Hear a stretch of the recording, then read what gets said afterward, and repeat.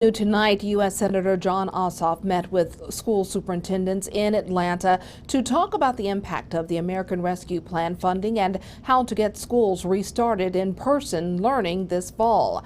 Atlanta Bureau Chief Archith Seshadri reports from our Georgia Capitol newsroom. Georgia will get $4 billion for its public schools as part of the American Rescue Plan. Over this last very difficult year for educators, for students, for our whole community, this has been a really tough time for parents who have had to deal with partial school closures, for educators who have had to adapt to the realities of this pandemic, most of all for our young people.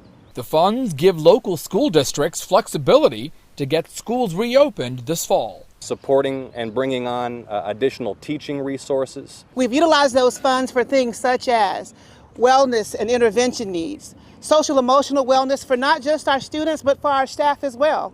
And not only are these extraordinary leaders preparing for a full return to in-person learning, with these federal funds they're investing in new opportunities, new programming, extracurricular learning, early childhood education. Senator Jon Ossoff says he is encouraging school leaders to review the CDC guidelines on safe back-to-school practices and will meet with school superintendents throughout the state.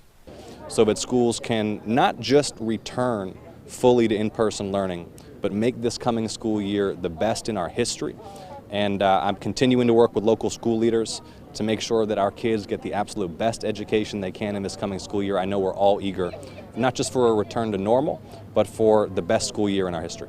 Reporting in Atlanta, Archith, Seshadri, Atlanta Bureau Chief.